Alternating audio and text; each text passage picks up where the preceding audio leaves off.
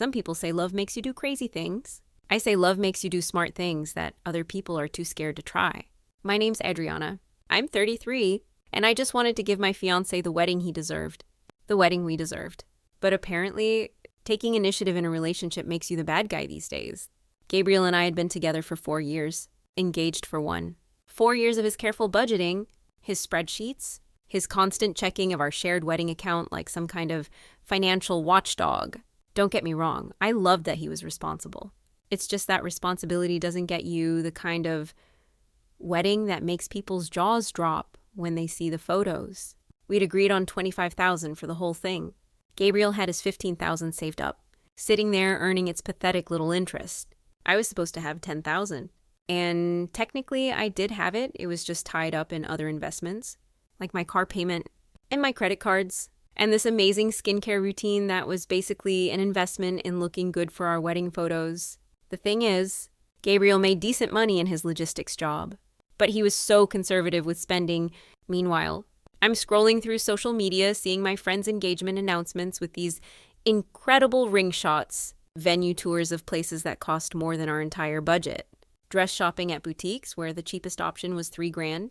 That's when I had my light bulb moment. Gabriel's credit score was perfect, like ridiculously good. Mine was recovering. Student loans are a bitch.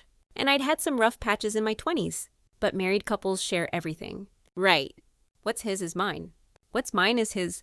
We were basically already married in every way that mattered. So I started doing research, interest rates, loan terms. The whole thing. I'm not stupid. I knew what I was doing. I spent weeks practicing Gabriel's signature until it looked exactly like his. And let me tell you, that took dedication. I must have filled 20 notebooks with practice signatures. If that's not love, I don't know what is. The loan application was actually pretty straightforward once I had all his information.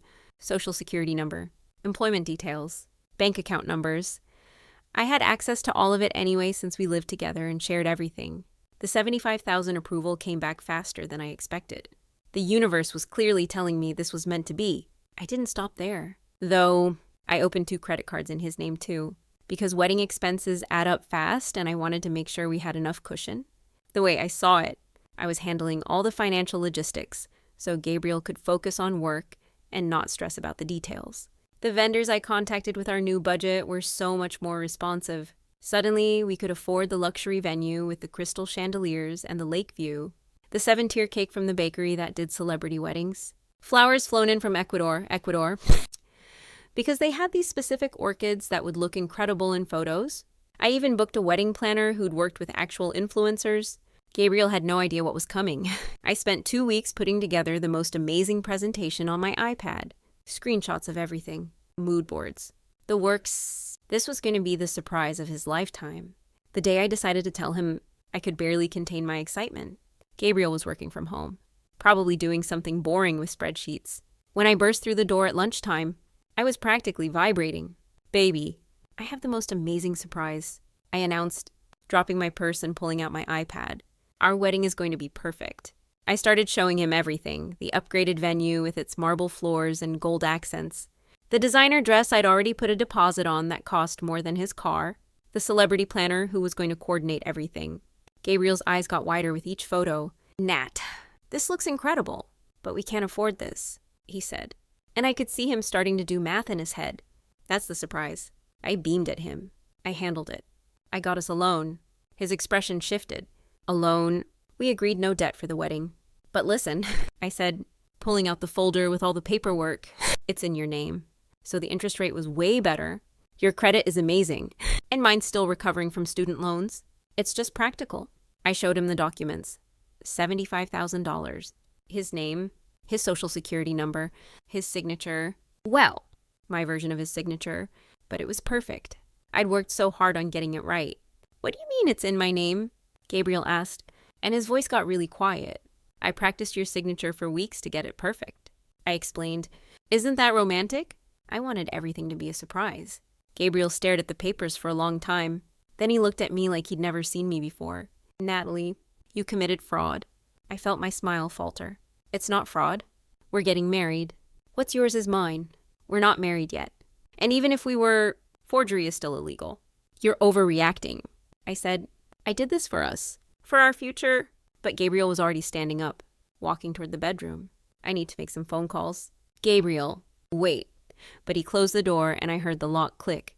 I stood outside that door for 20 minutes, explaining through the wood how I'd solved all our problems, how we could have the wedding of our dreams, how this was just paperwork, and he was making it into something bigger than it needed to be. But he wouldn't come out. When he finally opened the door an hour later, he had this look on his face that I'd never seen before. Cold, distant. I called the bank. He said, I reported the fraudulent loan. My stomach dropped. Gabriel, what did you do? I also found the credit cards you opened. 2 of them. Those were for wedding expenses. I was being thorough. And I called the FBI. The room started spinning. The FBI, are you insane? This is about our wedding. No, Adriana. This is about identity theft, wire fraud, and forgery. These are federal crimes. I couldn't believe what I was hearing. This man who was supposed to love me, who was supposed to marry me in 3 months, had just destroyed everything over paperwork. You're really going to ruin my life over this? I asked. You ruined your own life when you forged federal loan documents. The next morning, while I was at yoga trying to process what had happened, Gabriel apparently went to the FBI office with evidence. Evidence against me, his own fiancé. When I got home, he was different, speaking in legal terms, talking about investigations and federal charges like I was some kind of criminal instead of the woman he was supposed to marry. My mom and sister came over that afternoon to help me talk sense into him. Mom took one look at Gabriel's cold expression and lost it. How dare you? She screamed at him. Adriana told us what you did, calling the FBI on your own fiancé. She committed fraud. Barbara, Gabriel said calmly. She was planning your wedding with money she stole by forging my signature. Carly jumped in. It's not stealing if you're getting married. God, you're so dramatic. I was crying those real tears that come when your whole world is falling apart. I just wanted our day to be perfect. Every girl dreams of her perfect wedding. Every girl doesn't commit federal crimes to get it. Gabriel said, You're really going to ruin my life over this. You ruined your own life when you forged federal loan documents. Then he handed me papers, eviction papers. 30 days to get out of what I thought was our apartment. Mom threatened to call everyone we knew and tell them what Gabriel was doing to me. Everyone will know you had your fiancé arrested. Good, Gabriel said. Tell them why, while you're at it. The screaming that followed probably violated noise ordinances. But the worst part? When I tried to use one of the credit cards to hire a lawyer, it was declined. Gabriel had already frozen everything. I had to move back in with my parents like some kind of failure. But I wasn't giving up on us. Love doesn't just die because of legal technicalities. I showed up at Gabriel's work with flowers, crying, begging him to just tell the FBI it was all a misunderstanding, that we could still get married and work this out. Security escorted me out when he called them instead of listening to reason. Then Dad tried to talk to him. Dad, who'd been mostly quiet our entire relationship, suddenly had opinions. Son, let's be reasonable, he said during their phone call. Adriana made a mistake. A big one. Sure. But dropping the charges is the right thing to do. I didn't press charges. Richard, Gabriel replied. The federal government did. Once you report fraud of this magnitude, it's out of my hands. There has to be something you can do. There is. I'm cooperating with the investigation. You're destroying her future over wedding planning. She destroyed her own future with wire fraud. Dad hung up on him. But Mom had a different approach. She actually showed up at Gabriel's apartment with a check for $10,000. This should cover your troubles. She told him. Just tell the FBI it was a misunderstanding. Barbara, you're attempting to bribe a federal witness. Gabriel said, that's also a crime. Mom went white and left quickly after that threat. I decided to take my story public. Social media exists for a reason. Right.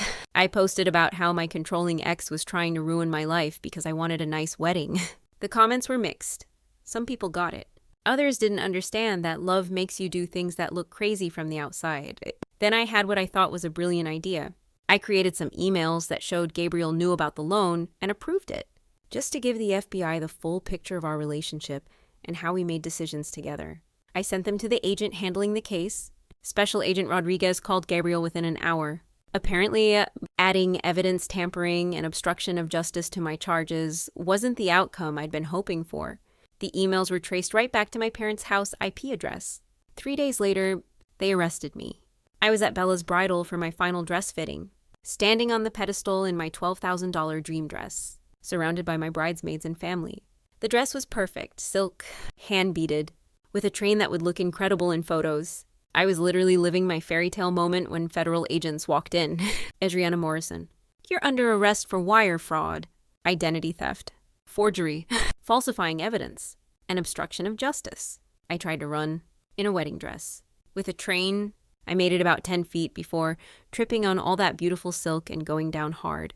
One of my bridesmaids was live streaming what she thought would be a cute dress-fitting video. Instead, she captured my arrest, which went viral within hours. The comments were brutal. People making jokes about committing felonies for weddings, laughing at me falling in the dress. Mom tried to fight the agents and got herself arrested for obstruction. Carly filmed everything while screaming about injustice and true love. The local news picked it up. Bride-to-be arrested at dress fitting for $75. There's no fraud scheme. That's when Gabriel's exes started coming forward. Apparently, I wasn't his first victim. Wait, that came out wrong. Apparently other people had made similar claims about me in the past. Tom said I'd taken out credit cards in his name back in 2018, racked up $20,000 in debt. He claimed I threatened to tell everyone he was abusive if he reported it, so he just paid it off. Which is ridiculous. I would never threaten anyone. Miguel said I forged his signature on apartment lease documents in 2016 and stuck him with unpaid rent when I moved out. He called it romantic that I wanted us to live somewhere nice. See, he got it. Vincent claimed I sold his car while he was on a business trip in 2015 and used the money for shopping. He kept text messages where I supposedly admitted to it, but said he was materialistic for caring about a stupid vehicle more than our love. These guys all met up and created some kind of shared document with evidence that they sent to the FBI. The investigation expanded. More charges were added. The prosecutor called it a pattern of fraudulent behavior spanning nearly a decade. Mom, out on bail from her obstruction charge, called Gabriel crying, "You've destroyed our family. Adriana's looking at years in prison. Adriana destroyed herself." Gabriel said, "I just stopped being victim number 5. She only wanted nice things. Is that a crime?" The fraud part is, Gabriel even took me to small claims court to get the engagement ring back. I showed up in a white dress. If we weren't getting married, I wanted him to see what he was giving up. I told the judge that keeping the ring was compensation for emotional distress. The judge, this older woman who clearly didn't understand romance, looked at me over her glasses. "Ma'am, you're facing federal fraud charges. The ring goes back to him." I tried to explain that the system was rigged against women who just wanted love, but nobody listened. While I was out on bail with an ankle monitor, I hired a spiritual advisor I found online who declared that Gabriel and I were spiritually married in the celestial realm. That meant the loan was technically in both our names. I tried to submit this as evidence. My public defender looked like he wanted to disappear. Then came the coffee shop incident.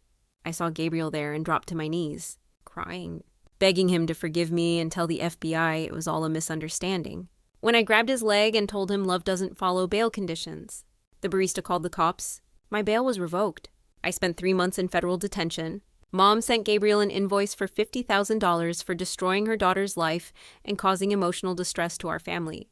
He forwarded it to the prosecutor, who added it to evidence of our family's pattern of extortive behavior. Dad tried one last man-to-man conversation at Gabriel's gym.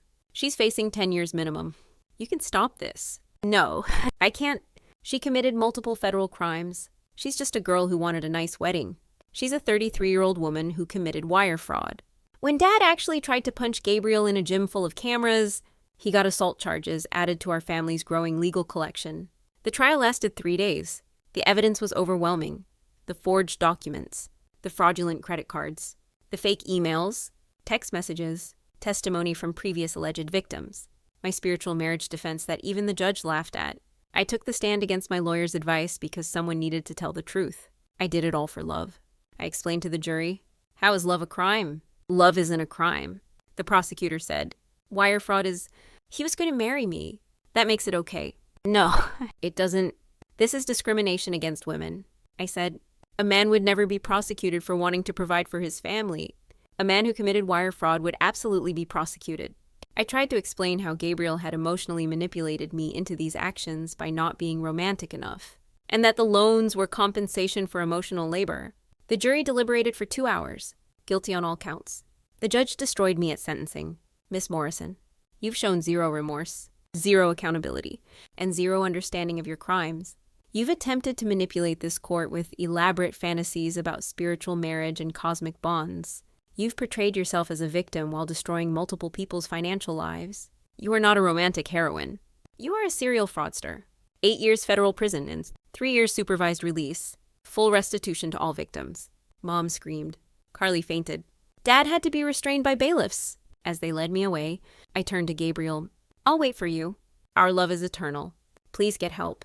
Adriana, you're my soulmate. The bailiff dragged me out while I explained about true love conquering all. Mom tried to spit on Gabriel outside the courthouse. She missed and hit a reporter instead. It made the evening news. 2 years into my sentence, I watched Gabriel's life unfold through the prison computer time and letters from family. He bought a house. His credit's been repaired. He's dating someone new. Some woman who works in financial compliance. Because of course she does. My family had to sell their house to pay for lawyers. Mom and Dad blame Gabriel, not me. Carly started a blog about injustice in the justice system with 12 followers.